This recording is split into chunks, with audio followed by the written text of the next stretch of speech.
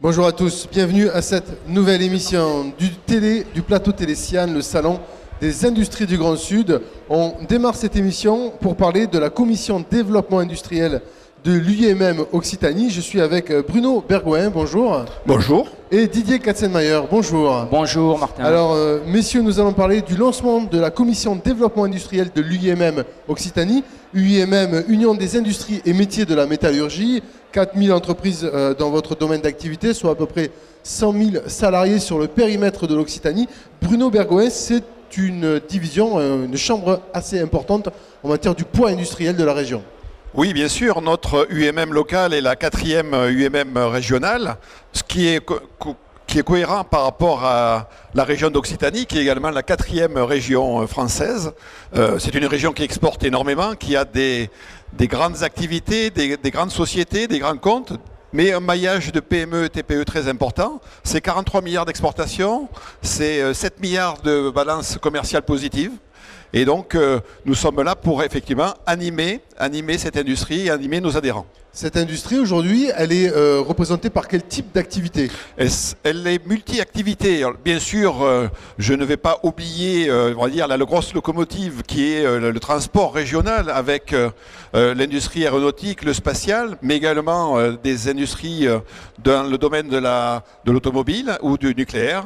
Mais c'est 5 000 salariés l'industrie métallurgique en Occitanie et 4 000 entreprises. Donc on est là vraiment, on a besoin de s'occuper d'eux pour continuer à être devant tout le monde. Alors pour s'occuper d'eux, il y a des outils qui sont mis en place. Didier Katzenmayer, je rappelle que vous êtes le président de la nouvelle commission développement industriel de l'UIMM. Alors pourquoi une telle commission tout d'abord? Bonjour donc à toutes et à tous.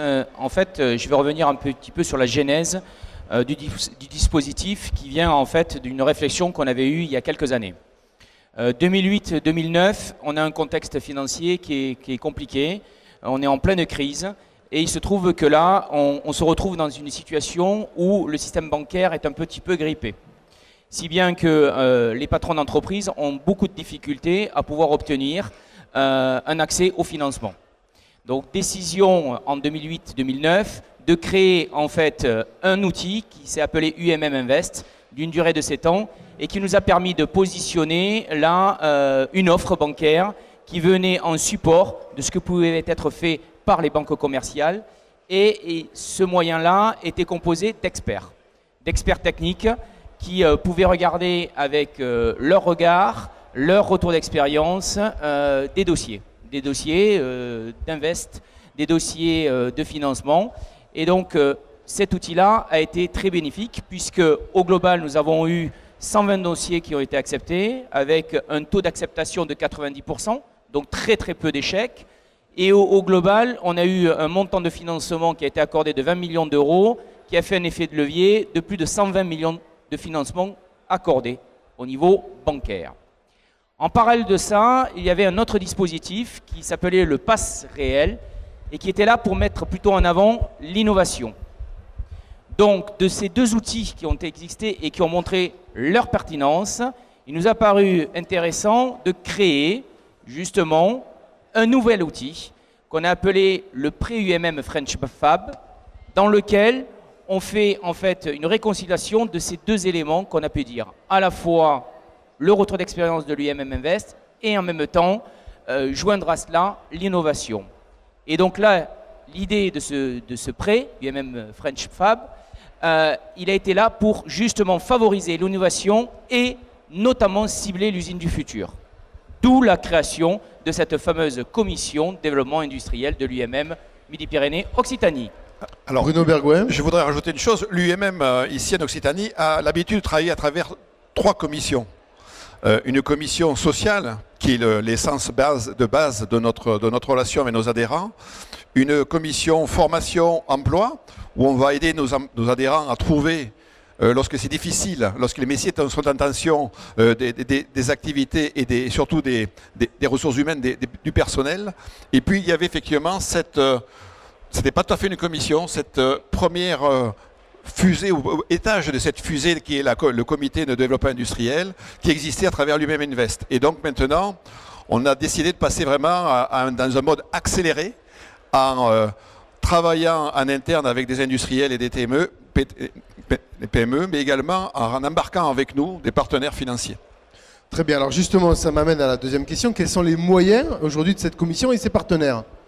Alors, il va y avoir 3 axes de travail. Le premier, ça va être accompagner les adhérents.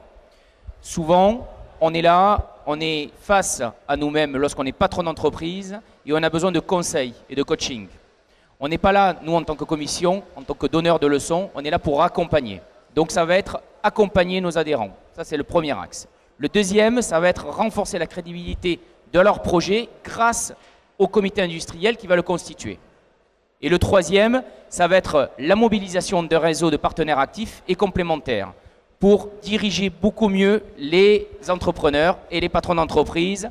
Et donc, voilà les 3 éléments qui vont constituer réellement cette commission. C'est une réelle offre de services proposée aux adhérents et qui mettront en œuvre l'expertise industrielle qu'on aura, l'accompagnement et la mise en réseau, et ça c'est essentiel, une offre de financement qui sera adaptée, et on aura également donc, les prêts UMM French Fab dédiés pour les invests de l'usine du futur. Je pense qu'aujourd'hui on en parle beaucoup, l'usine 4.0.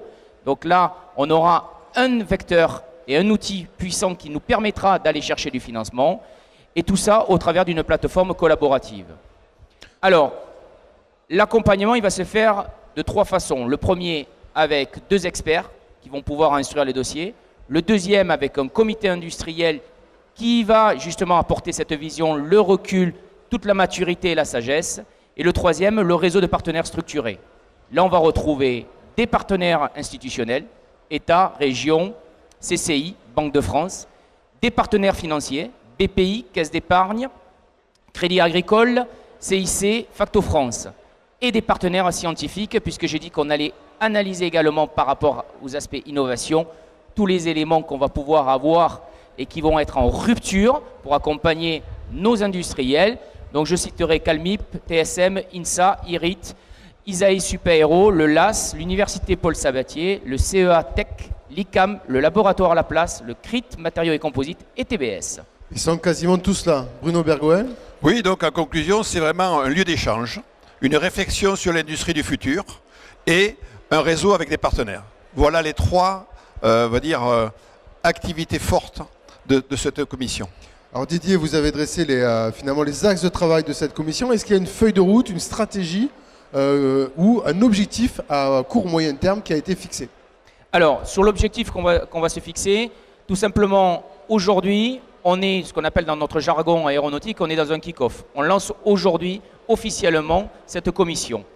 Donc, l'objectif, c'est quoi? C'est d'ici 15 jours de nous retrouver tous. On a élaboré un ensemble de personnes qui vont constituer ce fameux comité et nous allons bâtir cette feuille de route tous ensemble. On est là dans une approche collective et pas dans une approche unidirectionnelle. Donc on est tous ensemble et nous allons construire cette feuille de route pour 2019. Nous sommes donc au mois d'octobre. Nous avons encore 2-3 mois pour pouvoir la constituer et se donner de vrais challenges. Très bien. Une dernière question, puisqu'aujourd'hui nous sommes dans le cadre du Salon Sian et que la thématique de cette année, c'est l'homme dans l'usine du futur, l'humain. La commission ressources humaines et recrutement mis en place par l'UMM, est-ce qu'aujourd'hui vous en avez des retours intéressants? Comment est-ce que vous êtes arrivé justement à pallier à ces problèmes de recrutement auxquels peut être confronté le secteur? Les recrutements, c'est toujours une difficulté, bien sûr. Il y a des anciens métiers en tension et surtout des nouveaux métiers en tension. Donc notre rôle, effectivement, d'essayer d'amener le plus de solutions à nos partenaires et à nos adhérents. Les commissions sociales et formations travaillent d'arrache-pied. Et inutile de dire que cette commission de développement industriel va y participer également en donnant des axes directeurs.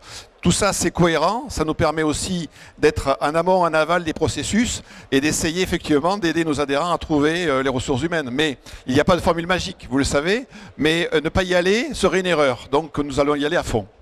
Très bien. Donc le kick-off, c'est aujourd'hui, dans le cadre de cette première journée du salon Sian.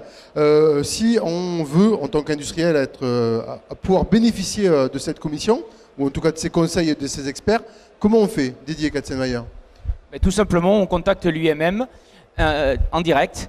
Donc l'adresse, alors attendez, je reprends mes anti-sèches. Hop là, on va y arriver. Hop, hop, hop, hop.